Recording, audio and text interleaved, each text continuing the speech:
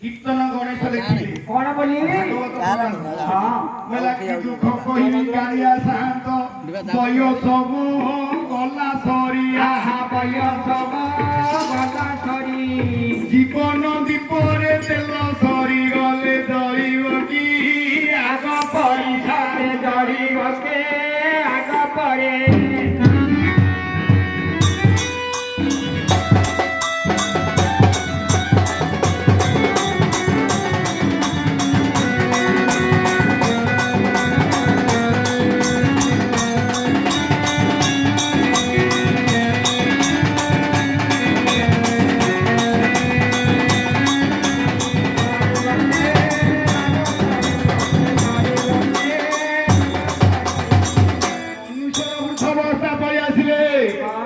মন দুঃখরে কହୁଛି ମୋର ଜୀବନ ଦୀପର ତେଲ ସରିଗଲାଣି ଆଉ ଆଗ ପରି ଜଳିବାକୁ ନାହିଁ ନା କେଶ ଥିଲା କଳା ପାଟି ହେଲା ଧଳା ରୂପ ମୋର ହେଲା ବୁଢା ରୂପ ମୋର ହେଲା ବୁଢା ଦୁଇ ଗୋଡେ ମୁହିଁ ଚାଲି ଯାଉଥିଲି ତିନି ଗୋଡେ ହେଲି ଛିଡ଼ାକୁ ତ ତିନି ଗୋଡ଼େ ହେଲି ମୁଣ୍ଡର କେଶ ଗୁଡାକ କଳା ଥିଲା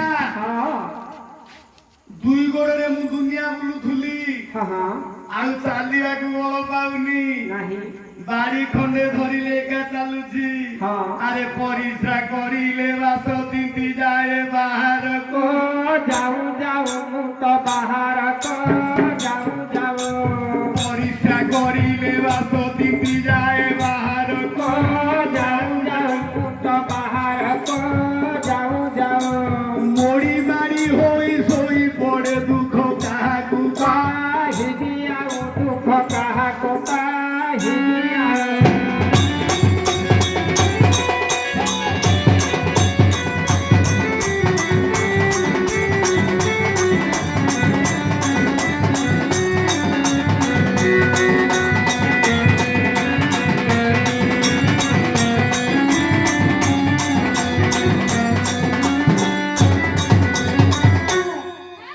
ପରିଶ୍ରା କରିବାକୁ ଉଠୁ ଉଠୁ ପିନ୍ଧିବା ବସନରେ ପରିଶ୍ରା ହେଇଯାଉଛି ମୋର ପିଲାମାନେ କେତେ କଥା କହିଦଉଛନ୍ତି ମୁଁ ମଡି ମାଡି ହେଇକିରି ଶୋଇ ପଡୁଛି ସିନା କାହାକୁ କହିବାକୁ ବଳ ନାହିଁ ଆହୁରି ପାକୁଆ ହୋଇଗଲାଣି ମୋର ପାଟି ଦାନ୍ତ ମାନ ଗଲା ଖସି ମୋର ଦାନ୍ତ ମାନ ଗଲା ଖସି ଜାଣି ନବାର ଏଇ ନାକର ସିଙ୍ଗାଣି ପାଟିରେ ଦେ ଯାଏ ପଶି ମୋର ପାଟିରେ ଦେ ଯାଏ ପଶି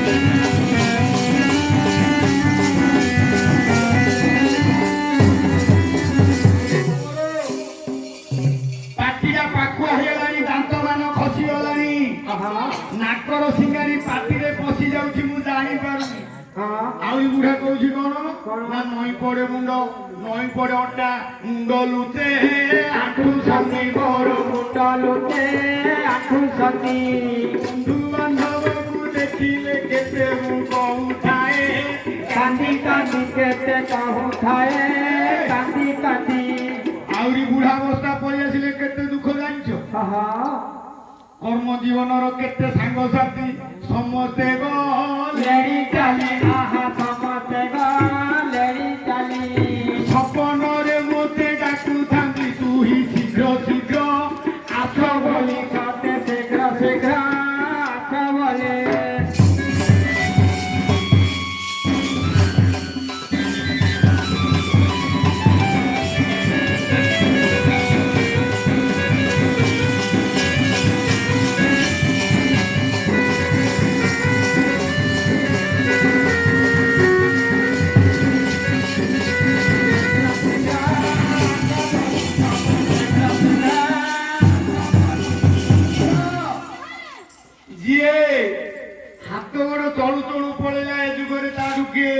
সুখী নাই লো মা বেশি দিন বঞ্চিলে সবিয়ে বলন্তি মরু নাই এই আমকু মারু অজি এই সতে আমকু মারু ଅଛି ଏହି ନିଜର ମାଇକିନା ମଧ୍ୟ କହିବ ହଁ ସବିଏ ବୋଲନ୍ତି ମରୁ ନାହିଁ ଏହି ଆମକୁ ମାରୁ ଅଛି ଏହି ତତେ ଆମକୁ ମାର ଅଛି ଏହି ଏହାର ସେବାରେ ଦିନ ଯାଉଅଛି ଆଉ କିଛି କାମ ନାହିଁ ତତେ ଆଉ କେତେ କାମ ନାହିଁ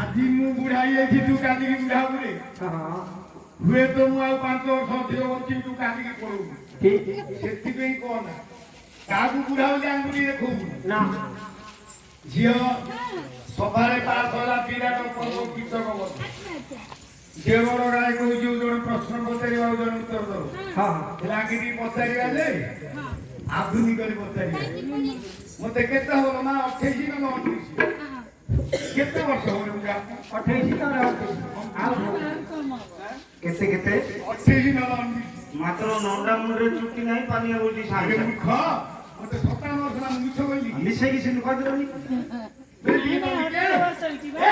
କେ ରଖି କହିଲି ହଁ ସେଇଟା ଭଲ ମୁଁ କୋଠି କହିଲା ଏ ଟିକେ ଶୁଣିଯିବ କି ଟିକେ ଶୁଣିଯିବ କି ଟିକେ ରହିଯିବ କି ଟିକେ ରହିଯିବ କି ଟିକେ ଶୁଣିଯିବ କି କୋଗାର ଏ ଦେବତା କହିଦେବଟି କୋଗାର ଏ ଦେବତା କହିଦେବ କେ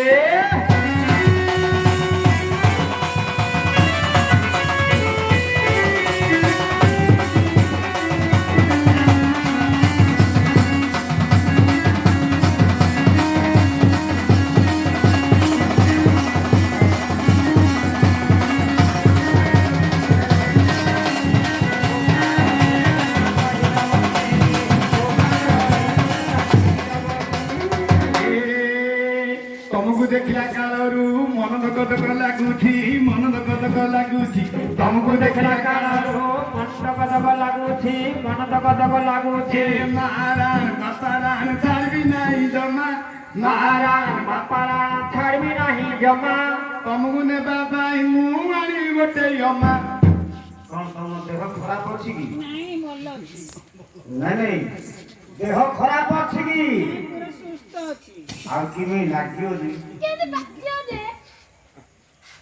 କେମିତି ଲାଗିବ ଯେ କଣ ବାଜିବ ନା ବାଜିବ କି ବାଜିବ କଣ ଆରେ ଭାଇ ଆମେ ତ କଥା ହେବି ତୋର କୁଣ୍ଡେଇ ହଉଛି ଗୀତ ମୁଣ୍ଡା ମୋର କେତେ ଲୁଚି ଲାଗିଲେ ଏବେ ସୁନ୍ଦର ତାପ ଦେ ଦିଅ ବୁଝାଇ ମୋ ପଣ୍ଡିତ ମଣ୍ଡଳୀ ସର୍ବେ ଅଛନ୍ତି କାଳି ଇଏ ତୁମ ପିତା ମାତା କାରଣ ଖାଇଲେ ଜାଣି ନ ପାରିଲି ତୁମର ନାମ ନାମ ହେ ସୁନାବେର ଭାଇ ମନ କର୍ଣ୍ଣ ଦେଇ ମନ କର୍ଣ୍ଣ ଦେଇ ମନ କର୍ଣ୍ଣ ଦେଇ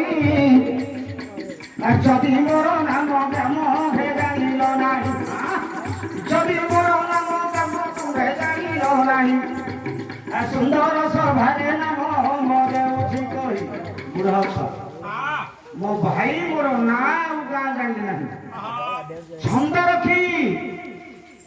ରଖି ମୋର ନାଁ ଆଉ ଗାଁ କହିବି ଏ ଭଲିଆ ଏ ମହୁରିଆ ଗୋଇରା ମାଇପ ଲାଗି ମାଇକି ନା ହେଲି ମାଇଚିଆ ହେଲା ଭାଇ ଏ ଭଲିଆ আরে মাইপ লাগি মু মাইকি না হলি মাইচিয়া হেলা আউ রান্ধি বাড়ি করি মুদে উঠিলি হই মো সতে সর্বে বসি খাও কিরে রহি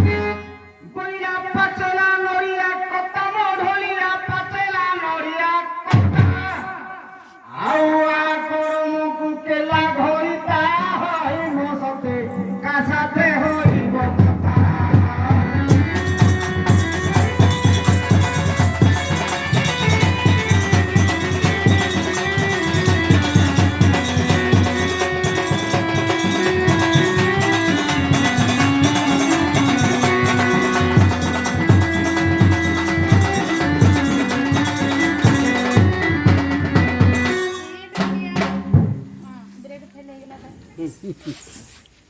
ଡୋଲିଆ ଏ ମଉରିଆ ଏପଟେ ପାହାଡ଼ ସେପଟେ ପାହାଡ଼ ମଝିରେ ଯାଉଛି ନଈ ମାଇ ପର ଯିଏ ଗୋଡ଼ ଚିପି ନାହିଁ ନଈ ମତେ ସିଏ କହିପାରେ ଲେଖା ନାହିଁ।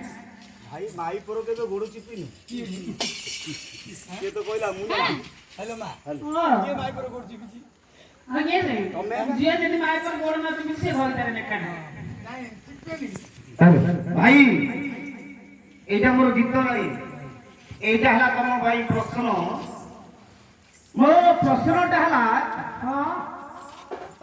ମାଇପ ପାଇଁ ମୁଁ ମାଇକିନା ହେଲି, ମାଇପ ପାଇଁ ମୁଁ ମାଇକିନା ହେଲି, ମାଇଚିଆ ହେଲା ଭାଇ ରାନ୍ଧି ବାଢି କରି ମୁଁ ଦେଉଥିଲି ସମସ୍ତ ବସି ଖାଉଥିଲେ।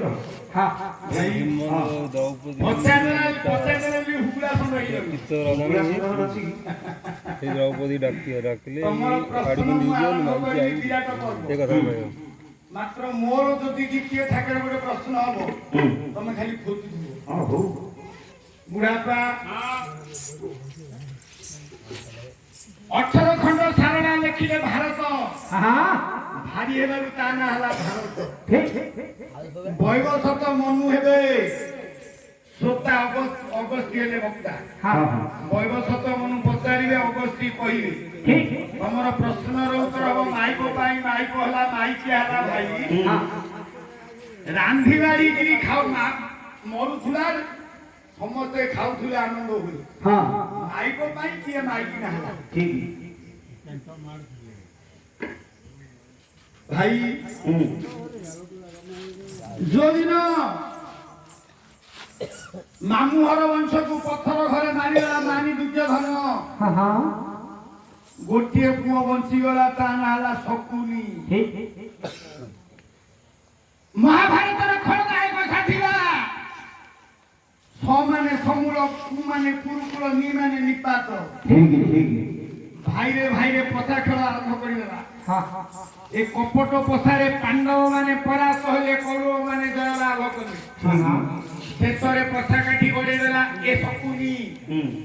ଏଥର ଯଦି ତୁମର ଜୟ ହବ ସକଳ ସମ୍ପତ୍ତି ଫେରି ପାଇବ, ଯଦି ପରାସ୍ତ ହବ ବର୍ଷେ 13 ଦିନ 12 ବର୍ଷ ବନକୁ ଯିବ, ବର୍ଷେ 13 ଦିନ ଅଜ୍ଞାତ ବାସକୁ ଯିବ। ଧରା ପଡ଼ିଗଲେ ଫେରେ 12 ବର୍ଷ ବନକୁ ଯିବ। ସର୍ତ୍ତ ଅନୁସାରେ ପାଣ୍ଡବ ମାନେ ପରାସ୍ତ ହୋଇଗଲେ, 12 ବର୍ଷ ବନଗାମୀ ହେଲେ। 12 ବର୍ଷ ଯେତେବେଳେ ବନ ସମାପନ ହେଲା, ଧୌମ୍ୟ ପୁରୋହିତକୁ ଯୁଧିଷ୍ଠିର କରପତ୍ର ଯୋଡ଼ିଦେଲେ,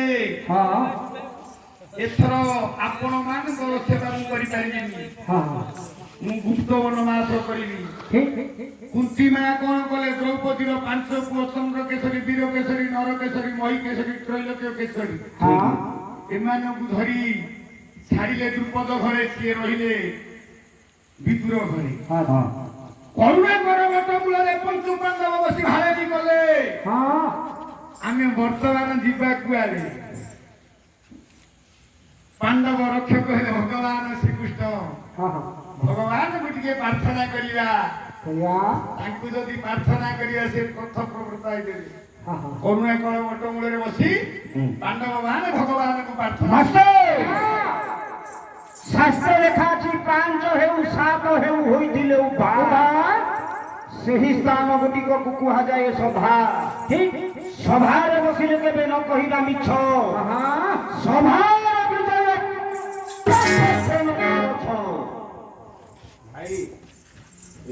ରାଗ ପଡୁଛି। ହଉ ଆଜି ବର୍ଷା ହେଇଗଲା, ଲୋକ ଆସିନାହାନ୍ତି, ଏମିତି ରାଗ ପଡ଼ିଲେ ହବ? ଅସୁବିଧା ବୋଲି ବର୍ଷା ଯୋଗୁ ପାଲ ନଥିଲା, ଗୋଟେ ପାଲ ଉପରକୁ ଆଣିଦେଲେ, ଆଉ ଗୋଟେ ପାଲ ନଥିଲା। ଆଜ୍ଞା ମାନେ ଖୋଜି ଖୋଜି ଖୋଜି ଖୋଜି ବଡ଼ କଷ୍ଟ କରି ପାଲଟା ଆଣିଲେ। ଏ ମାଧରେ ଯଦି ଗୋଡ଼ ତମେ ଛେଚିବ, ପାଲଟା ଭାଙ୍ଗି ଗଲେ କୋଉ ଭାଙ୍ଗିଯିବ? କଣ ହବ? ଭାଙ୍ଗିଯିବ ପାଲ, ପାଲ ଭାଙ୍ଗିଯିବ ଆଉ ଚିରିଯିବ। ସେ ଗୋଟେ କଥା ଭାଙ୍ଗିବ, ଯା ଚିରିବ। ତା କୋଉ ଭାଷାରେ? ଆମ ଭାଷାରେ ଗୌଡ଼ ଲୋକ ଭାଷାରେ ପାଲ ଭାଙ୍ଗିବ। ଆମେ ଯୋଉଟା କହୁଛୁ ଚିରିବ, ତମେ ସେଟା କହୁ ଭାଙ୍ଗିବ। ଠିକ ବୁଝିଲ ନା ଭାଇ ଆଜି 3ଟା ଗୌଡ଼ ଅଛୁରେ।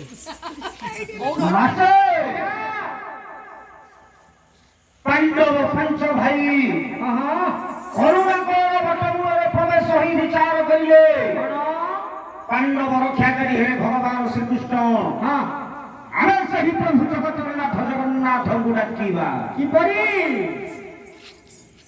ଦ୍ରୌପଦୀ ଯୁଧିଷ୍ଠି ଅର୍ଜୁନ ନକୁଳ ସହଦେବ ସେହି କୃଷ୍ଣଙ୍କର ପାଦ ପଦ୍ମ ତଳେ ଲୟ ଲଗାଇଲେ କୃପାମୟ କଞ୍ଜବଦନ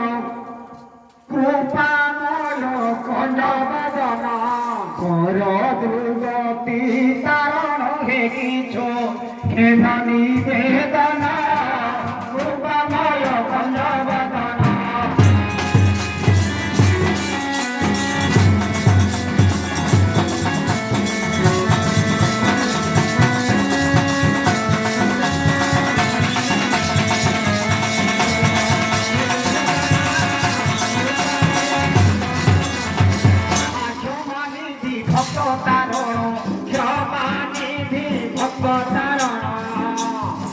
ভেদরে কারণ হে ফোটা অপগ চরণ ক্ষমা নিধি ভক্ত তারণ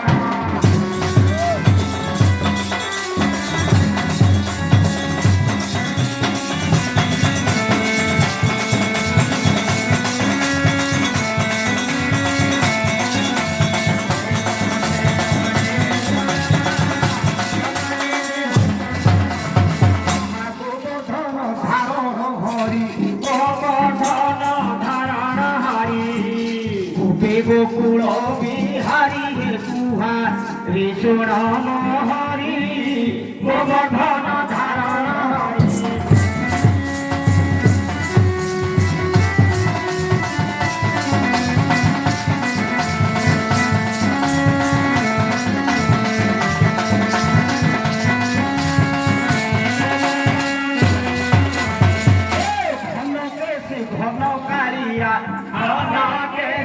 ঘন কালিয়া ঘটন বন মারিয়া হে ঘেনা অবাঙ্গ চুড়িয়া ঘন কেজি ঘন কালিয়া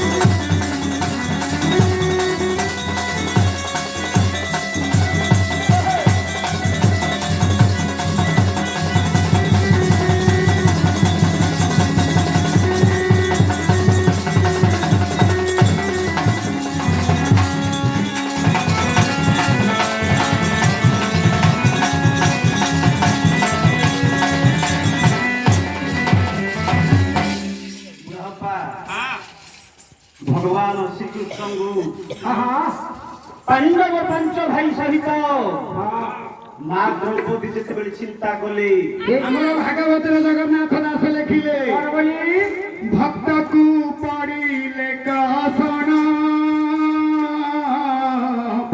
ଜାଣନ୍ତି ପ୍ରଭୁ ନାରାୟଣ ଭକ୍ତକୁ ପଡ଼ିଲେ କଷଣ ଜାଣନ୍ତି ପ୍ରଭୁ ନାରାୟଣ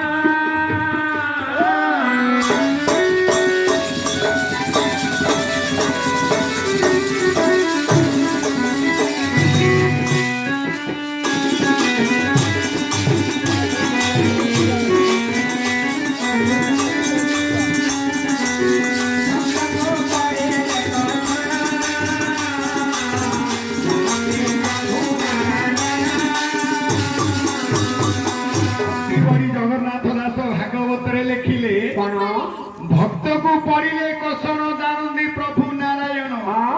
ଆରେ ଯାହାର ଯେଉଁ ଭାବ ଦେଖି ନାବକୁ ଦିଅଇ ସଖି, ଯାହାର ଯେଉଁ ଭାବ ଦେଖି ନାବକୁ ଦିଅଇ ସଖି।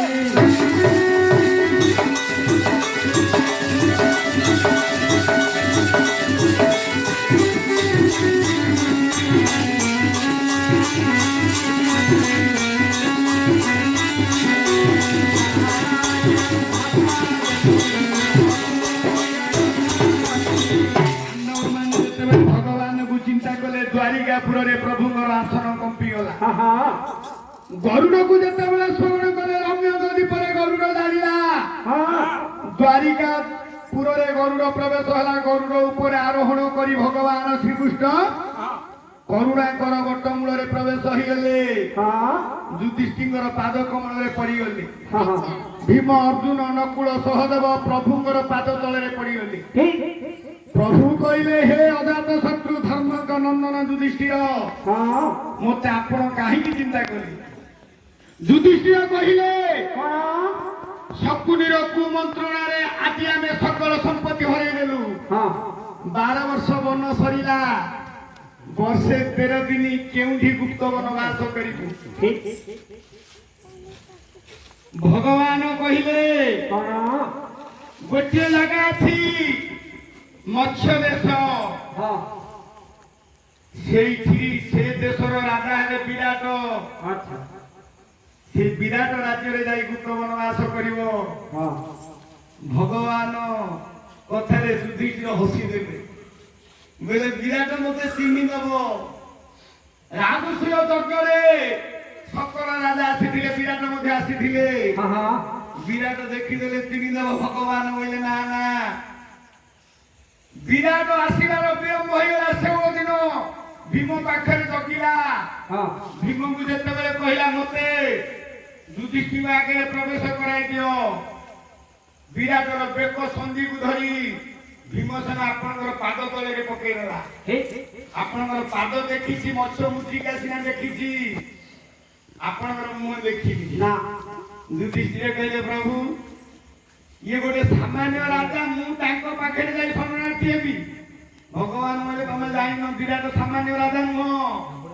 ସତ୍ୟ ଯୁଗରେ ଶ୍ଵେତ ଶକୁନ୍ତଳା, ତ୍ରେତୟାରେ କମଳ ସ୍ୱଭାବତୀ, ଦ୍ୱାପରରେ ବିରାଟ ସୁଦେଷ୍ଟା, କଳି ଯୁଗରେ ମାନେ ଇନ୍ଦ୍ରଦ୍ୟୁମ୍ନ ଗୁଣ୍ଡିଚା ହେଇକି ଜନ୍ମ ହେବେ। ଯୁଧିଷ୍ଠିର ବିଶ୍ୱାସ ହେଲା। ଯୁଧିଷ୍ଠିର କହିଲେ ପ୍ରଭୁ ଯିବି ଯେ ଭୀମକୁ ଡର। ନା କାହିଁକି? ନା ମୂର୍ଖ ଭୀମ କୋଉଠି ଶରଣ ବସିବାର ଜାଣିନି। ଭୀମ କହିଲା ଭାଇନା ଭାଇନା, ମୋ କଥା କାହିଁକି କହୁଛନ୍ତି? ଆପଣଙ୍କୁ ମୋର ସବୁବେଳେ ଡର। ଆପଣ କେବେ ହେଲେ କୋଉଠି ମିଛ କହିବାରେ ନାହିଁ। ଯୁଧିଷ୍ଠିର କହିଲେ ଭୀମସେନ ମୁଁ ସତ କଥା କହିବି। ମୋ ମା ନା ହେଲା କୁନ୍ତି, ଭଟ୍ଟ ମାନେ ପୁଅ। ମୁଁ କୁନ୍ତ ଭଟ୍ଟ ସଭାପଣ୍ଡା ରୂପରେ ଯିବି। ମୁଁ ପ୍ରଥମରେ ବିରାଟ ସହିତ ଯାଇ ପଶା ଖେଳିବି। ଭୀମସେନ କହିଲା ଭାଇନା ଗୋଟେ ଥର ପଶା ଖେଳ ଖେଳିବ ଯେ ଆମେ ଏମିତି ଆଜି ତାଙ୍କର ଭିତରେ ହେଇଗଲା, ଆଉ ଥରେ ପଶା ଖେଳ ଖେଳିବ? ଯୁଧିଷ୍ଠିର କହିଲେ ନାଇଁ ସେଇଟା କପଟ ପଶା, ଏବେ ମୁଁ ପ୍ରକୃତରେ ପଶା ଖେଳିବି। ଭୀମଙ୍କୁ ଯୁଧିଷ୍ଠିର ପଚାରିଲେ ଭୀମ ମୁଁ ସିନା କୁନ୍ତ ଭଟ୍ଟ ପଣ୍ଡା ରୂପରେ ଯିବି, ତୁ କୋଉ ରୂପରେ ଯିବୁ? ବଲ୍ଲଭ ପଣ୍ଡା ରୂପରେ। କହିଲେ ରାମୁଣିଆ ପଣ୍ଡା। କହିଲେ ମୂର୍ଖ, ତୋ ହାତେ ତ ଗରମ ପାଣି ତାତୁନି। ତମ ଘରେ ଗରମ ପାଣି ପକେଇ କଥା ଖସିଗଲା ଗୌଡ଼ ପିଲାରେ ଭାଇ। ଗୌଡ଼ର ନାଚ ଅଧରେ ବୋଲି ନାଇଁ ନାଇଁ ଗରମ ପାଣି ତାତୁନି ବୋଲି ମୁଁ କହିଦେବି କି? ଆଉ କଣ ଭାଇରେ ମୂର୍ଖ, ତୁ ରୋଷେଇ କାମ କେବେଠୁ ଶିଖିଲୁ? ଭାଇନା କେବେଠୁ ଶିଖିଲି? ଲକ୍ଷ୍ୟ କରନ୍ତୁ ଆଜ୍ଞା, ବଲ୍ଲଭ ପଣ୍ଡା ରୂପରେ ଭୀମସେନ ଯେତେବେଳେ ଯିବା ପାଇଁ କହିଲେ, ଭୀମସେନ ଯୁଧିଷ୍ଠିରଙ୍କ ପାଦରେ କରପତ୍ର ଯୋଡ଼ି କହିବାକୁ ଗଲେ ଭାଇ ଯୋଉଦିନ ବାପା ଆମର ଧୃତରାଷ୍ଟ୍ର କୁ ରାଜ୍ୟ ଭାର ଦେଇ ବନଗାମୀ ହେଲେ, ଆମ୍ଭେମାନେ ଶତଶୃଙ୍ଗ ପର୍ବତ ଥିଲେ ରହି ଯେତେବେଳେ ସତ ଶୃଙ୍ଗ ପର୍ବତେ ଥିଲେ ରହି ଛୋଟ ପିଲା ସେତେବେଳେ ହୋଇଥିଲି ମୁହିଁ ମା ଆମର ପୁଣି ଯେ ରୋଷେଇ କରନ୍ତି ରୋଷେଇ ସାରି ଦେବେ ସ୍ନାନ କରେ ଗତି ମୁଁ ସେ ଜଲୁ ଗড়ି ଗড়ି ହାଣ୍ଡି ସାଳେ ଯାଉଛି ହାଣ୍ଡି ସାଳେ ଯାଇ ଭାତ ଦେ ଦିଏ ଖାଇନ ଏମିତି କେତେ ଦିନ ଗଲା ପଳାଇ ଭୀମସେନ ଯୁଧିଷ୍ଠିରଙ୍କ ପାଖରେ ଘର ଯୋଡ଼ି କରିବାକୁ ଗଲେ ଭାଇନା ଯେତେବେଳେ ଆମେ ବନବାସରେ ଥିଲେ ମା କୁନ୍ତି ମାତୃ ଦୁଇ ଜଣ ରୋଷେଇ କରିବା ସମୟରେ ମୁଁ ତ ଛୋଟ ପିଲା ହେଇଥାଏ ସେମାନେ ଗାଧେଇଥିବା ସମୟରେ ମୁଁ ସେଇଥିରୁ ଅଧା ଅଧା ଖାଇଦିଏ ଏମିତି ଦିନେ ଗଲା 2 ଦିନ ଗଲା 3 ଦିନ ଗଲା 5 ଦିନ ଯେତେବେଳେ ହେଲା ବାପା ପଣ୍ଡୁ ଗୁଣିରେ ଆଗରେ ହୋଇଲେ ଘର ଘର ବାପା ପଣ୍ଡୁ ଆମର ଆଗରେ ହୋଇଲେ ଘର ଘର ମା ନିକଟରେ ସେଦିନ ହୋଇଲେ ହାଜର କହିଲେ ଖड़ा ହେଇଗା अरे भाई भाई एटा वो भी लगा ओरानी दे दो मैं एटा वो भी लगा मेरे कोन मु माइक आउ आता कुरकुरे लागिलु मोरे एटा वो भी लगा नाही लेकिन करे बेगा भाई रे हिंदी माने लोक लागी मामू रा गाती लगा हां मेका दुकान हे बेगा सिंगी गोला ना गोतु पुलिस ने काटा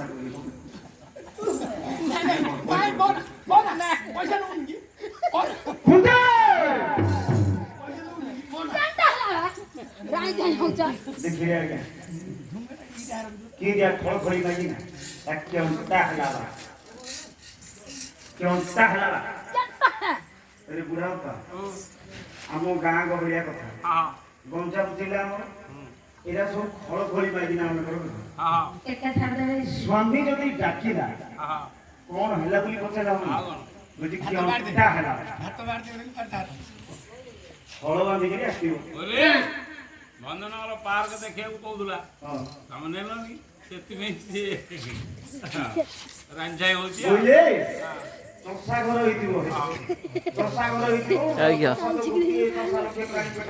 हां से हळ धर जाइतिबो हळ धरि गले क्या हरण कभी दियोड़ कलासी बांधा मोही पकई की से ते बहुत नंगल जुआरी जुआरी ये कौन करबा जे खाया मुनि थारे दबो कोन ड्रेसिंग टेबल डबो मोबाइल मोबाइल भाई सेरा दो धरि बसी पड़िया कथा करजो ये डांडा ई राज होले बैठा बैठिया दियो ए कंटा हला आगे पानी ढालते न तो आदमी तुरंत कोसर खोदले ता मन बसा दिया ओइला कंटा खाया को बाठलो सखरा पट्टा हेची पियादा छट्टा हेची मारचा पट्टा हेची तलारे घट्टा हेची तलारे काडा हवा काडारे मोडा हवा ओ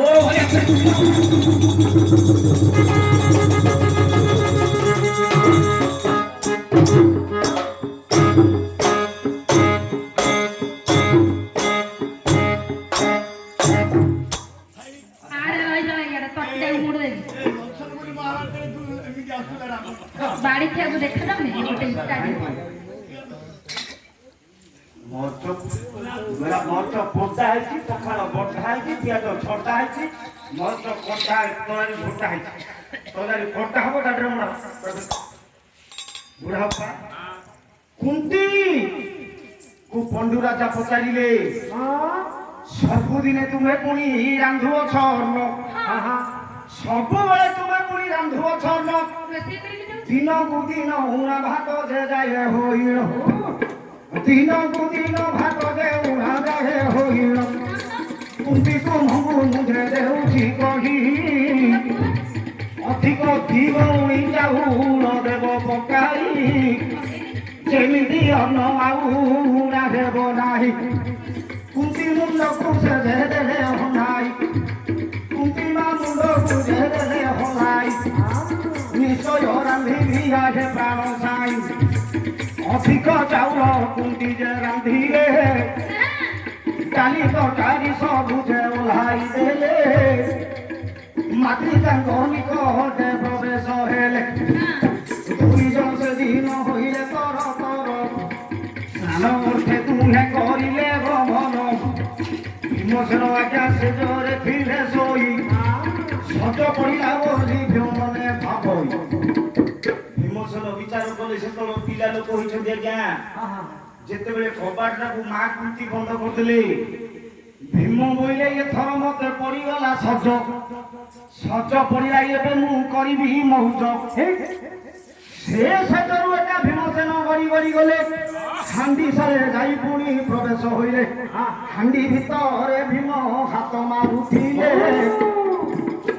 ପଣ୍ଡୁ ରାଜା ରାଜା ଭାଇ ଉପରେ ଲୁଚିଥିଲେ ଖର୍ଗ ଗୋଟିକ ତାଙ୍କରି କର ହେ ତାଙ୍କରି କର ଭାଇ ଉଡ଼େଇ ପଡ଼ିଲେ ପଣ୍ଡୁ ନୃପମର ଭୀମସେନ ଯେତେବେଳେ ସେ ଶବ୍ଦ ଶୁଣିଲେ କବାଟ ଖୋଲି ପ୍ରାଣ ଭୟ ଧାଇଁ ଗଲେ ପଣ୍ଡୁ ରାଜା ରାଜେ ହରି ଗର ଗର ପଣ୍ଡୁ ରାଜା ରାଜେ ହରି ଗର ଗର ଦୌଡ଼ାଇ ଛନ୍ଦି ଭୀମକୁ ମାରିବା ପାଇଁ ମାତ୍ର ଆଜ୍ଞା ଭୀମକୁ ମାରିବା ପାଇଁ ପଣ୍ଡୁ ରାଜା ଯେତେବେଳେ ଗୋଟିଏ ଖଡ଼ଗ ସେଠି ଗୋଡ଼େଇଲେ ପ୍ରାଣ ପ୍ରତି ସମସ୍ତଙ୍କର ଭୟ ଥାଏ ଭୀମସେନ ଆଗରେ ଆଗରେ ଧାଇଁଛନ୍ତି ପଛରେ ପଣ୍ଡୁ ଗୋଡ଼ୁଛନ୍ତି ବ୍ରାହ୍ମଣ ବେଶରେ ଅଗ୍ନି ଦେବତା ପଣ୍ଡୁ ପଛରେ ଗୋଡ଼ିଛନ୍ତି କେତେ ଦୂର ଆଜ୍ଞା ଯାଇଛନ୍ତି କୁନ୍ତି ମାତୃ ଦୁଇ ଜଣ ସ୍ନାନ ସାରି ଫେରୁଛନ୍ତି ଗୋଟିଏ ବଟ ଶିଅରେ ଭୀମସେନଙ୍କର ଆଜ୍ଞା ପାଦ ଯେତେବେଳେ ଲାଗିଗଲା ପିଟି ହେଇ ପଡ଼ିଗଲେ ତଳେ ଭୀମସେନ ପଣ୍ଡୁ ଆଗେ ଖଟ ଗୋଟିକ ଦେଲେ ହୁଞ୍ଚାଇଣ ଅଗ୍ନି ଦେବତା ପଛେ ପଛେ ଥିଲେ ଯେ ଗୋଟାଇ ରୁହ ରୁହ ବୋଲି ଅଗ୍ନି ଦେବତା ଦେଲେ କହି ରୁହ ରୁହ ବୋଲି ଅଗ୍ନି ଦେବ ଦେଲେ କହିଣ ଅଗ୍ନିକୁ ପଚାରିଲେ ପଣ୍ଡୁ ରାଜନ କିଏ ସେ କୁହ ଆପଣ ବ୍ରାହ୍ମଣ ଅଗ୍ନି ଦୈବତ ପଣ୍ଡୁକୁ ଦେଲେ କହି ନିଜ ରୂପ ଗୋଟିକ ଦେଲେ ଦେଖାଇ ଯେତେବେଳେ ନିଜ ରୂପ ଦେଖାଇ ଦେଲେ ପଣ୍ଡୁକୁ ଅଗ୍ନି ଦେବତା ବୁଝାଇଲେ ଅଗ୍ନି ଦେବତା ବୁଝେଇଲେ ପଣ୍ଡୁ ରାଜାଙ୍କୁ କହିଲେ ପିଲାଙ୍କର ଉଚ୍ଚିଷ୍ଟ ଲେଖା ନାହିଁ ମାଛିର ଉଚ୍ଚିଷ୍ଟ ଲେଖା ନାହିଁ ମାର୍ଜାର ଉଚ୍ଚିଷ୍ଟରେ ଲେଖା ନାହିଁ ଇଏ ତ ପିଲା ଲୋକ ଆର ଉଚ୍ଚିଷ୍ଟରେ ଲେଖା ନାହିଁ ପଣ୍ଡୁ ରାଜା କହିଲେ ମୁଁ ତ ସବୁବେଳେ ପିତୃଲୋକକୁ ଅର୍ପଣ କରୁଥିଲି ଆପଣ କିଏ ଅଗ୍ନି ଦୈବତ ନିଜ ରୂପକୁ ଧାରଣ କଲେ ବୋଲେ ଇଏ ପିଲା ଲୋକ ଦୋଷରେ ଲେଖା ନାହିଁ ଅଗ୍ନି ଦୈବତ ଭୀମକୁ ସେଦିନ ସନ୍ତୋଷରେ ବର ଦେଲେ ସୌରୀ ଗୌରୀ ଆଉ ନଳରନ୍ଧଣା କହିଲେ ତୁ କଞ୍ଚା କାଠ ପୁରେଇଲେ ଅଗ୍ନି ବାହାରିବ ଅପଟା ନେଇ ହାଣ୍ଡିରେ ପୁରେଇ ଦବୁ ତୁ ସୁସ୍ୱାଦୁ ରନ୍ଧା ଶିଖିବୁ ଭୀମସେନ କହିଥିଲେ ମୁଁ ପିଲା ବେଳେ ମତେ ଅଗ୍ନି ଦୈବତ ରାନ୍ଧୁଣିଆ କାମ ଶିଖେଇ ଦେଇଥିଲେ ଯୁଧିଷ୍ଠିଙ୍କର ମନକୁ ଆସିଲା ତାପରେ ଅର୍ଜୁନକୁ ପଚାରିଲେ ଭାଇ ତମେ କୋଉ ରୂପରେ ଯିବ ସେଦିନ ମୁଁ ତ ଭୀମସେନ ପାତ୍ର ନେଇ ପଚାରି ଅର୍ଜୁନକୁ ପାଠ ବୁଢାପା ଯୁଧିଷ୍ଠିର ଆଉଥରେ ଅର୍ଜୁନକୁ ପଚାରିଲେ ଭାଇ ତମେ କୋଉ ରୂପରେ ଯିବ ଭାଇ ସିଆଡେ ଯାଆନା ଆମର ବିଜୟ ଭାଇ ତାଙ୍କ ନାଁ ହେଲେ ବିଜୟ ହେଲେ ମୁଁ ନା ମିଟିଂ କରିଦେଇଛି ମୋବାଇଲରେ ମର୍ଦ୍ଦରାଜପୁର ବିଜୟ ଗୌର ଯେତେବେଳେ ବାହାରି ପଡ଼ିଲା ମୁଁ କହିଲି ଭାଇ କଣ ହେଲା ନା ଆମ ଗାଁରେ ଆଜି ନାଚ ଲାଗିବ ମୁଁ କହିଲି ମୋର ଧର୍ମ ସଂକଟରେ ପଡ଼ିଗଲି 20, 21, 22 3 ଦିନ ଯାକ ଦିନ ନାଚ ଅଛି କହିଲେ ଯାହା ଆଜ୍ଞା ଆସିବେ ଆଜି ପାଇଁ 2ଟା ମନା ଛଡ଼ା ହେଇଥିଲା ବାଧ୍ୟ ହେଇକି ଆସିଲେ ମାତ୍ର ଦୈବ ଯୋଗୁ ବର୍ଷାଟା ଟିକେ କାଳ କରିଦେଲା ବର୍ଷା କାଳ ହେଲେ କଣ ହବ ସହଯୋଗ ବାବୁ କଲେ ନାଚ ଲାଗିଲା ଆସିଲାରୁ ସବୁ ଯୋଗେଇ ଦଉଛନ୍ତି ତୁମକୁ 100 ଟଙ୍କା ମତେ 100 ଟଙ୍କା ଏ ଯୋଉ 2 ଲକ୍ଷ ଟଙ୍କାର ପୁଣି ଦେଲେ ସମ୍ମାନ ଦୟା କରିବେ ତାଙ୍କୁ ପୁଣି ମଦନ ମୋହନ ଇଏ ଯୋଉ 2 ଲକ୍ଷ ଟଙ୍କା ଗାଡ଼ି ଦେଲେ ବଢାଇ ଦୟା କରିବେ ପୁଣି ତାଙ୍କୁ ମାନ ମହାମାଇ ରଖିଥିବେ ଘୋଡ଼ାଇ ପୁଣି ତାଙ୍କୁ ଘଟ କେବେ ପେଟ ତୁନ ଗାଡ଼ି ଦେଲେ ରଖିଲେ ଆଉ ଶିଶୁ ଲୋକ ବାଇଗୁଡ଼ା ଲାଗିଛି ସିନା ତିନି ପୁଅ ତାଙ୍କର ଆଉ ଝିଅ ଅଛନ୍ତି ନାତି ନାତୁଣୀ ତାଙ୍କର ଶୁଣୁଛନ୍ତି କେତେ ଦେବା ଦେବା ବୋଲି ଟଙ୍କା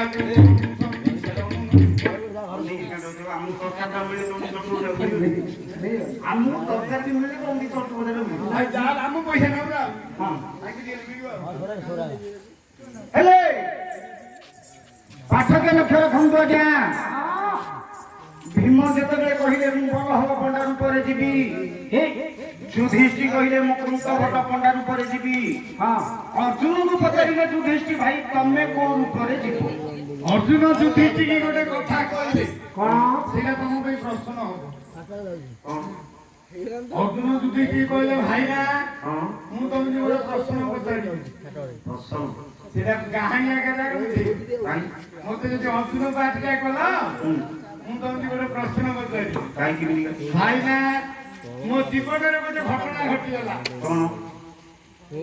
ଜଣେ କହୁଛି ମତେ ବୋପାରେ ତୁ ଯଦି ଆସିବୁ ତୋତେ ଦେବିନି ନ ଆସିଲେ ତୋତେ ଦେବି ମୁଣ୍ଡ ଖରାପ ଆସିଲେ ଦେବିନି ନ ଆସିଲେ ଦେବି ମତେ କିଏ କୋଦିନ କହିଥିଲା ମୋର ବଡ ଭାଇ ନା ଏ ଉତ୍ତର କହିବୁ ରେ ମୋ ସଙ୍ଗାତ ଅର୍ଜୁନ ଯଦି ତମେ ମତେ ଦେଲ କରିରୁ ତୁମକୁ ପଚାରୁଛି ସୁନ୍ଦର ପ୍ରଶ୍ନ ଆସିଲେ ଦେବି ନାଇଁ ନ ଆସିଲେ ଦେବି କହିବେ ଭାଇ ମତେ ଭାବି ଭାବି ଓ ପୁରାଣରେ ଏଇଟା ପଡିଛି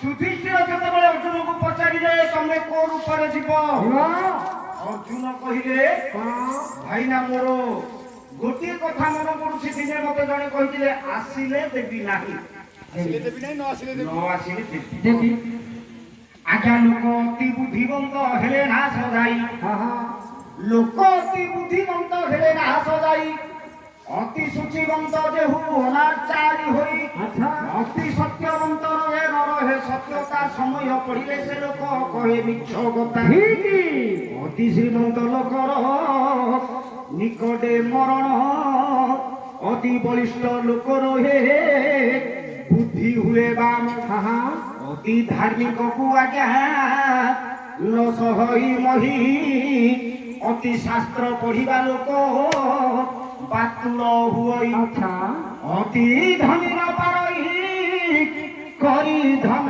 ଭୋଗ ସଦା ଦେହେ ଭୋଗୁ ଥାଏ ନାନା ରୋଗ অতি জ্ঞানবন্ত লোক অতি পাপ করে অতি দয়ালু কপটি ওই অন্তরে অতি কুন্দিলে সুবর্ণ হুয়ে অক্রমান্য অতি অলসুয়া গুহে ন মিলই অন্য আজ্ঞা অতি রুইতি পুଣି শাস্ত্রে লেখা ଅଛି অতি রুইতি পুଣି শাস্ত্রে লেখা ଅଛି শাস্ত্রে লেখা ଅଛି অর্জুন যুধিষ্ঠির আগে বুঝাওନ୍ତି দিনে ইন্দ্রକୁ যে পড়িলা বিপদ মতে চিন্তা করিলে যে সচিকান্ত ମୁଁ ସଜ ହୋଇ ସଜେ ଯିବାର ବେଳେ ନିବାସ କବଚ ବାଟରେ ଯେ ଭେଟିଲେ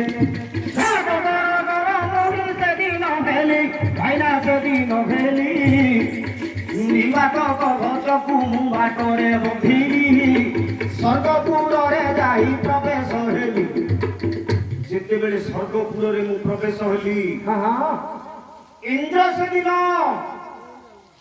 ଶ୍ରଦ୍ଧାରେ ସେହି ନିର୍ବାତ କବଚକୁ ଭୟ କରୁଥିଲେ ମୁଁ ତାକୁ ମାରି ଯେତେବେଳେ ସ୍ୱର୍ଗକୁ ଗଲି ମୋ ପାଇଁ ସ୍ୱର୍ଗରେ ଇନ୍ଦ୍ର ଗୋଟିଏ ଉତ୍ସବ ଆରମ୍ଭ କଲି ଉତ୍ସବ ଆରମ୍ଭ କରି ମଥାରେ ମକୁଟ ମୋର ଦେଲେ ଯେ ପିନ୍ଧାଇଲ କିରୀଟି ବୋଲି ଇନ୍ଦ୍ର ସେଦିନ ଦେଲେ ମୋର ନାମ ନାମ ଦେଇ ସଭା ମଧ୍ୟରେ ବସିଥିଲି ମୁହିଁ ଆସି ଆଉ ବେଶୀ ପୁଣି ନୃତ୍ୟ କରିବା ପାଇଁ ଶୀର୍ଷ ସଭାରେ ନୃତ୍ୟ କରିଲେ ମୋର ରୂପ ଗୋଟିକକୁ ସେ ଦେଖିଥିଲେ ନୃତ୍ୟ ସରିଲା ବେଶୀ ନିଜ ପୁରକୁ ଗଲେ ଅନ୍ତପୁରରେ ମୁଁ ତ ପଡ଼ିଲି দেখি ঢিলা পুনি সেই সবারে রই 12 ঘন্টা রাত্রে উর্বেশী আসিলা ମୋ ପାଦ ତଳେ ବସି ପୁଣି ଯେ ବସିଲା ପାଦ ମୁଁ ଚାଲିବାର ସେ ଆରମ୍ଭ କଲା ମୋର ଗୀତ ଭାଗିଲା ମୁଁ ପଚାରିଲି ସେଦିନ ଉର୍ବଶୀକୁ ଘାଟପା ମନ୍ଦିରକୁ ଆସିବା କାରଣ କଣ କଣ ଆସିବା କାରଣ କଣ କାରଣ କଣ ତମେ ଜାଣିନ? ନା ମୁଁ ତମକୁ ବାହା ହେବାକୁ ଚାହୁଁଛି। ହଁ ଅର୍ଜୁନ ଯୋଡ଼ି ଦେଲା ତାର 2 କର ହଁ ସ୍ୱର୍ଗର ଗନ୍ଧ ବି ତୁମ୍ଭେ ହୋଇଅଛ ମାତ୍ର ଆଚ୍ଛା। ବାପା ମୋର ପୁଣି ଯେ ଇନ୍ଦ୍ର ଗଲେ ହୋଇ ହଁ। ତାଙ୍କ ସହିତ ତମର ମିଳନ ଥିବ ହୋଇ ଅଛି ତମେ ମୋର ମା ହେଲେ ମୁଁ ତ ତମକୁ ମର ତମେ ମୋର ମା ହେଲେ ମୁଁ ତ ତମକୁ ମର ଆଉ ତମର ମୋର କେବେ ପୁଣି ନହି ବନ୍ଦିଗଲ ନହେଲେ ଅଭିଶାପ ଦେବି। ଲକ୍ଷ୍ୟ ରଖନ୍ତୁ ଆଜ୍ଞା ଉର୍ବଶୀ କହିଲା ଯଦି ମୋ ପାଖକୁ ଆସିବୁ ତାହେଲେ ଦେବିନି ଅଭିଶାପ ଦେବି ଯଦି ଆସିବୁ ତାହେଲେ ଅଭିଶାପ ଦେବିନି ଯଦି ନ ଆସିବୁ ତତେ ଅଭିଶାପ ଦେବି ଅର୍ଜୁନ କହିଲେ ତମେ ହଉଛ ମୋର ମାତୃତୁଲ୍ୟ ଇନ୍ଦ୍ର ହେଲେ ମୋର ବାପା ତମେ ହଉଛ ତାଙ୍କ ସହିତ ସହବାସ କରିଥିବ ତମେ ହଉଛ ମୋର ମା ଏ କଥାଟା କେବେ ହବନି ଆଜ୍ଞା ରାଗ ଗର ଗର ସେଦିନ ଉର୍ବଶୀ ଯେ ହେଲା ରାଗ ଗର ଗର ପୁଣି ସେଦିନ ଉର୍ବଶୀ ଯେ ହେଲା ତତେ ଅଭିଶାପ ଦେବି ନପଶୁ କହୁଛ ନପୁଂସକ ହେଇଯିବ। ସବୁଟା କଟାକଟି କରିଦେବି। ନପୁଂସକ କରିଦେବି। ଆଜ୍ଞା ତମେ ଆଉଥରେ ଆପଟେ ଭଲ କାଲି ଆଗେ 10 ଦିନ ହଉଥିଲା ଅଭିଶାପ ଯେତେବେଳେ ଉର୍ବଶୀ ଦେଲେ କାନ୍ଦି କାନ୍ଦି ଅର୍ଜୁନ ଇନ୍ଦ୍ରକୁ କହିଲେ ବାପା ମୋତେ ଆଜି ମା ମୋର ଅଭିଶାପ ଦେଲେ ମୁଁ ନପୁଂସକ ହେଇଯିବା ପାଇଁ।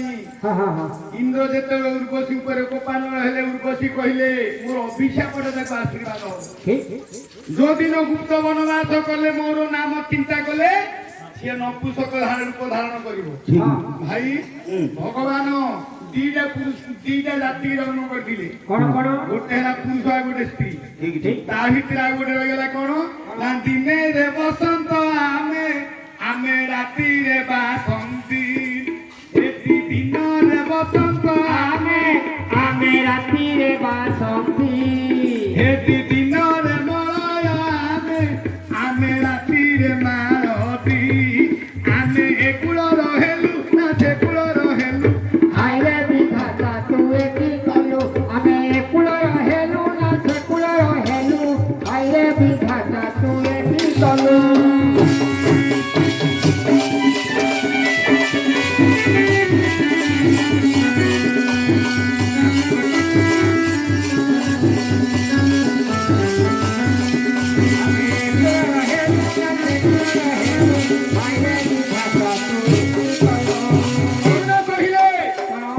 ମୁଁ ନପୁଂସକ ରୂପ ଧାରଣ କରିବି ଉତ୍ତର ବାଳିକି ନୃତ୍ୟ ଶିଖେଇବି। ଦ୍ରୌପଦୀ କି ପଚାରିଲେ ଦ୍ରୌପଦୀ ତମେ କୋଉ ରୂପରେ ଯିବ? ଦ୍ରୌପଦୀ ବୋଲେ ମୁଁ ଶୈରେନ୍ଦ୍ରୀ ରୂପରେ ଯିବି ସୁଦେଷ୍ଟାର ଦାସୀ ହେଇକି ରହିବି। ନକୁଳକୁ ପଚାରିଲେ ନକୁଳ ତମେ କୋଉ ରୂପରେ ଯିବ? ନକୁଳ କହିଲେ ମୁଁ ତନ୍ତ୍ରୀପାଳରେ ଯିବି ତନ୍ତ୍ରୀପାଳ ରୂପରେ ଯିବି ମୁଁ ତ ଅଶ୍ୱିନୀ କୁମାରର ପୁଅ ମୁଁ ଅଶ୍ୱରକ୍ଷକ ହେବି। ସହଦେବ କହିଲେ ମୁଁ ଗୋ ରକ୍ଷକ ହେବି ଗୋ ଶାସ୍ତ୍ର କଥା ଜାଣିଛି ମୋ ନାଁ ହବ ଗ୍ରନ୍ଥିକାର। 5 ଜଣ 5 ରୂପ ହେବେ ବୋଲି ଠିକ କଲେ। ଭୀମସେନ କହିଲା ଆମେ ଯିବା ତ ଅସ୍ତ୍ର ଗୁଡାକ ଥୋଇବା କୋଉଠି? ଅସ୍ତ୍ର ଗୁଡାକ ଥୋଇବା କୋଉଠି? ଯୁଧିଷ୍ଠିର ସହଦେବକୁ ପଚାରିଲେ ସହଦେବ ବାମ ହାତ ଦେଖିଲେ ସବୁ ଜାଣିଦବ। ସହଦେବ କହିଲା ଭାଇନା ଅର୍ଜୁନଙ୍କ ପାଖରେ ଗୋଟେ ଶକ୍ତି ଅଛି। କଣ ସିଏ ଯଦି ଚାହିଁବେ ଗୋଟେ ବୃକ୍ଷଗଣ ହବ କେମିତି ନା ଯୋଉଦିନ ଗୋବଧ କରିଲେ ପୁଣି ବାବା ପଞ୍ଚାନନ ହଟେକ ସର ତୀର୍ଥକୁ ପୁଣି କଲେ ତୀର୍ଥରେ କଲେ ସେଦିନ ଯେ ସୁନ୍ଦର ବୈଲୋଚନର ଭବି ହିରଣ୍ୟାକ୍ଷୀ ବୋଲି ପୁଣି ରାମ ତାଙ୍କର ପାର୍ବତୀ ରୂପକୁ ଧାରଣ କରିଲେ ଶିବଙ୍କ ପାଖରେ ଅସୁରଣୀ ପ୍ରବେଶ ହେଲା। ବୈଲୋଚନର ଘରଣୀ ହିରଣ୍ୟାକ୍ଷୀ 12 ବର୍ଷ କାଳ ପାର୍ବତୀ ରୂପରେ ଶିବକୁ ରଖିଦେଲା ପାଖରେ। ଶିବ କୈଳାସକୁ ଫେରିଲେନି। ପାର୍ବତୀ ଚିନ୍ତା କଲେ ଭଗବାନଙ୍କୁ, ହଁ ଭଗବାନ ଚିନ୍ତା କଲେ ଅର୍ଜୁନଙ୍କୁ। ଅର୍ଜୁନ ମନଭେଦୀ ସ୍ୱରରେ ଏ ହିରଣ୍ୟାକ୍ଷୀକି ମାରିବାରୁ ଶିବଙ୍କର ଜ୍ଞାନ ଆସିଲା। ଶିବ ପ୍ରବେଶ ହେଇଗଲେ, ଅର୍ଜୁନଙ୍କୁ ବର ଯାଚିଲେ। ଅର୍ଜୁନ କହିଲେ ମୁଁ ସମୟ ପଡ଼ିଲେ ମାଗି ନେବି। ହଁ ହଁ ଏବେ ଗୋଟିଏ ଖଡ଼ି ଧରି ଯଦି ଭୂମିରେ ଗାର କାଟିବେ ଗୋଟେ ବୃକ୍ଷ ଜନ୍ମ ହବ, ତା ନାଁ ହବ ସମୀ ବୃକ୍ଷ। ଅର୍ଜୁନ ଶିବଙ୍କର ନାମକୁ ଚିନ୍ତା କଲେ, ଭୂମିରେ ଗାର କାଟିଦେଲେ। କେମିତି ଚିନ୍ତା କଲେ? କେମିତି? ନା ଦେବ ଦେବ ହେ ମହାଦେବ ତୁମେ ଡାକିଲେ କାହିଁକି ଶୁଣୁନ, ଦୁଃଖୀର ଦୁଃଖ କି ଜାଣୁନ ପ୍ରଭୁ, ଦୁଃଖୀର ଦୁଃଖ କି ଜାଣୁନ।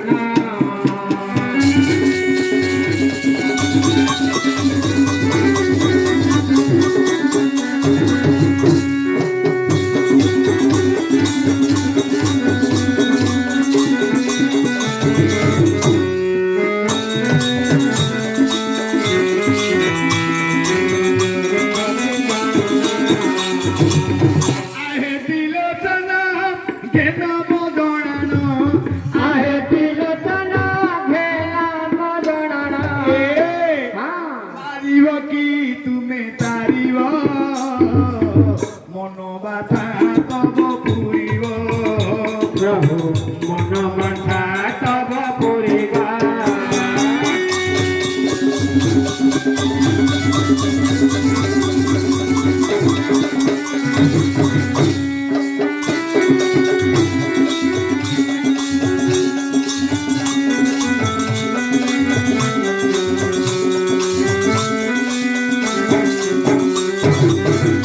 ମୁଣ୍ଡରେ ତୁମ୍ଭର ଖଣ୍ଡିଆ ଜନ, ହସରେ ତ୍ରିଶୂଳ କି ଶୋଭାବନ।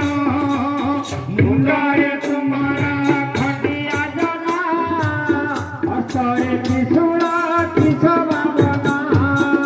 ତମ୍ବୁରୁ ଧାରଣ କର ହେ ତାରଣ, ତମ୍ବୁରୁ ଧାରଣ କର ହେ ତାରଣ। ଏ କିଏ ବା ବନି ପାରିବ, କିଏ ଅବା ବନି ପାରିବ ପ୍ରଭୁ, କିଏ ଅବା ବନି ପାରିବ।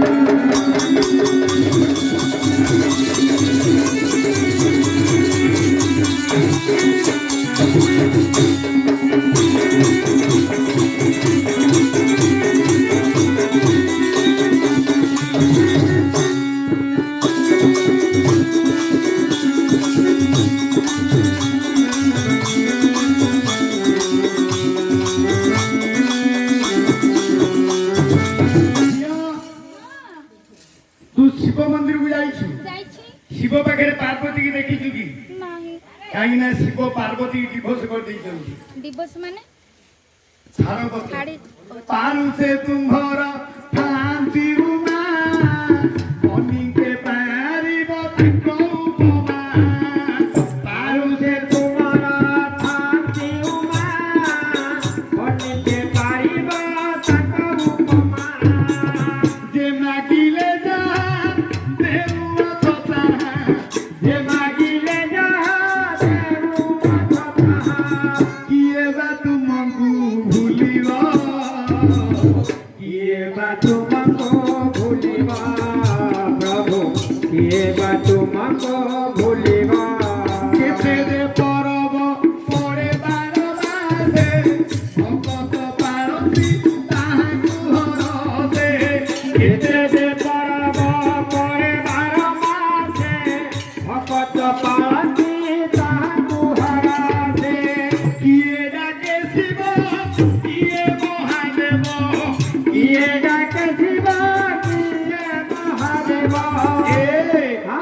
କିଏ ବା ତୁମକୁ ନିନ୍ଦିବ, କିଏ ବା ତୁମକୁ ନିନ୍ଦିବ ପ୍ରଭୁ, କିଏ ବା ତୁମକୁ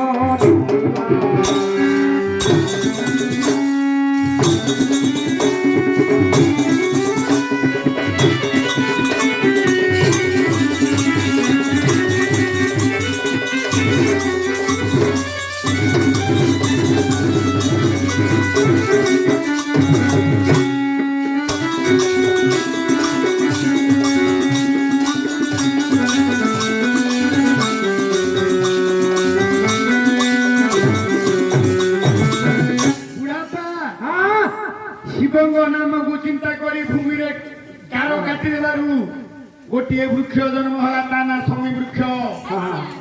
ବ୍ରହ୍ମା ବିଷ୍ଣୁ ଶିବ ଇନ୍ଦ୍ର ହେଲେ ଚାରିଟା ଡାଳ, କୋରଡ଼ ହେଲା ସାକ୍ଷାତରେ ମା ପାର୍ବତୀ। ଅସ୍ତ୍ର ଗୁଡାକୁ ସହଦେବ ନେଇ କୋରଡ଼ରେ ଥୋଇଦେଲେ। ଭୀମ ବଜାଇଲେ ଭାଇନା ବର୍ଷେ 13 ଦିନ ଆମେ ଗୁପ୍ତ ବନବାସରେ ରହିବା, ଅସ୍ତ୍ର ଗୁଡାକ ଜଗିବ କିଏ? ସେହିଦିନ ସହଦେବକୁ ପଚାରିଲେ କହନ୍ତି, ନ ପଚାରିଲେ କିଛି କହନ୍ତି ନାହିଁ। ନା, ବାମଙ୍କର ଯେତେବେଳେ ଦେଖିଲେ ସହଦେବ ଅର୍ଜୁନ ଆଡେ ଟିକେ ଚାହିଁଦେଲେ, ବୋଇଲେ ଇଏ ଗୋଟିଏ ଗନ୍ଧର୍ବର ଉପକାର କରିଥିଲେ। କି ଉପକାର?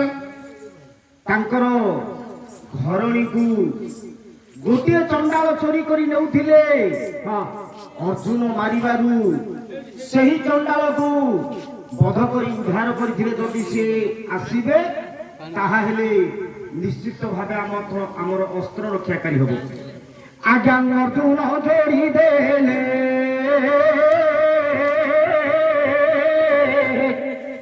ସେ ଯେ ଦୁଇ କର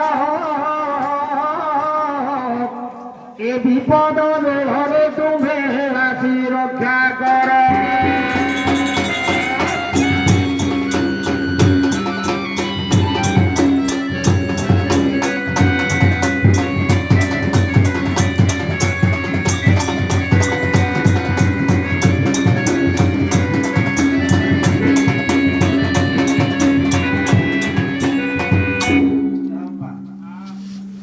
ଯୋଉ ବଳଦର ଯୋଉ ପ୍ରକାର ଅଭ୍ୟାସ ଥିବ ସେ ସେରା ଛାଡ଼ିବନି ତାର। ନା ନା କନିଷ୍ଠ ଯାଇଥିଲା